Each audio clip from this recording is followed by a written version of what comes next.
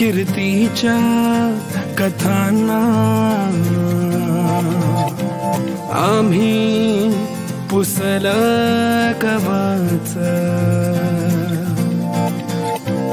तुझ्या गडाचे दगड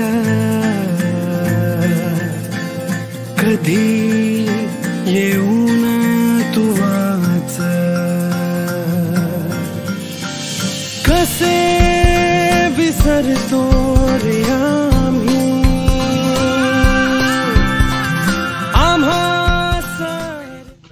माझे नाव वेदांत सचिन जाधव. आम्ही पुरंदर हा किल्ला बनवला आहे. या किल्ल्यावरती छत्रपती संभाजी महाराजांचा जन्म झाला आहे. या किल्ल्याचे मोठे ऐतिहासिक महत्व आहे व 15व्या शतकामध्ये हा किल्ला निजामाच्या ताब्यात होता. 16व्या शतकामध्ये हा किल्ला आदिलशहाच्या ताब्यात होता.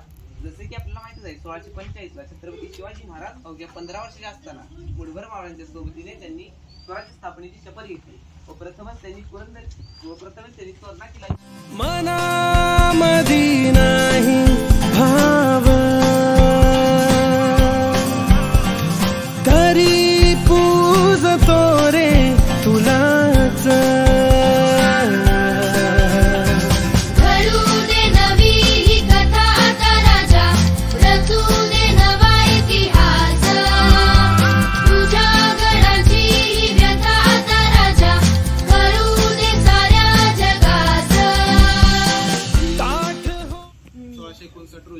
तेव्हा त्या पिंडीवर त्यांनी अभिषेक केला आणि अभिषेक केल्यानंतर ते अफजल खानाला मारायला निघाले. तिकडं तुम्हाला तिथं दिसत असेल.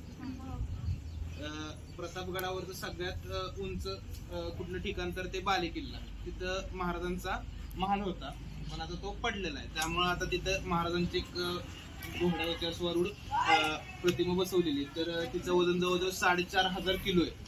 तो पंचधातूंनी बनवलेला आहे आणि तो आता एवढा वर कसा आणला तो 17 पार्ट्स मध्ये वर आणलेला आणि तो वर आणून जोडलाय. आणि त्याचं उद्घाटन आपले जे भारताचे पहिले पंतप्रधान होते पंडित जवाहरलाल नेहरू यांनी ते केलेलं आहे. आता जर तुम्ही तो बुरुज आहे त्याला म्हणतात टेहाळणी बुरुज किंवा शिवप्रताप बुरुज. उंच होतील नजरा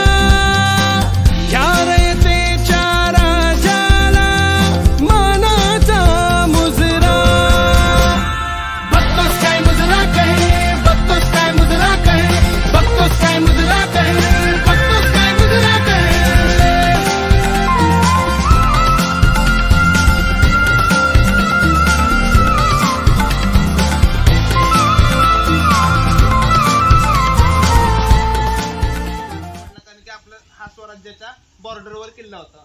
जर सिद्धीजोवर आला तर तो डायरेक्ट स्वराज्यात घुसला असता आणि लोकांना त्रास देऊन महाराजांना त्यांनी खाली बोलवलं असतं. त्यामुळं शिवाजी महाराजांनी निवडतानाच पन्हाळा निवडला कारण की तो बॉर्डरवर होता. मग तो बाहेरच्या बाहेर आला, स्वराज्यात घुसलाच नाही. त्यांनी शिवाजी महाराज जिथे तिथं वेढा टाकला. आणि सिद्धीजोवर ही जी तुर्की लोक असतात एकदम चिकट असतं, म्हणजे करायचं ठरवलं की करतात, जिद्दी लोक असतात. मग इथं शिवाजी महाराज वर होते तर त्यांनी काय प्लॅन आखला की आता पावसाळा सुरू होतोय, मग सिद्धीजोवर पण पावसाळ्यात कंटाळून वेळा म्हणजे निघून जाईल. 1 महिना झाला, 2 महिने झाले, 3 महिने झाले, तो काय आला ना. कारण की त्यांनी ठरवलेलं की महाराजांना पकडायचंच काही पण होऊ दे. पावसात पण तो तसाच उभा. मग मारलं की तिथून परत सिद्धीजोवर अजूनच चिडला. त्यांनी लगेच घोडदळ पायदळ सगळं पाठवलं शिवाजी महाराजांच्या मागे.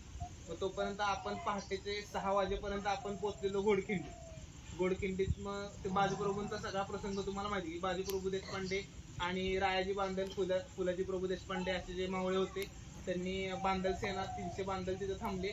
महाराजांना त्यांनी पुढं पाठवलं. मग तिथं 5 ते 10 मिनिटं 5 मिनिटं तुमच्याकडे डिस्कशन कडे. त्या 5 मिनिटात त्यांनी स्ट्रॅटेजी दाखवली की एक मावळा कमीत कमी 20 जणांबरोबर लढणार.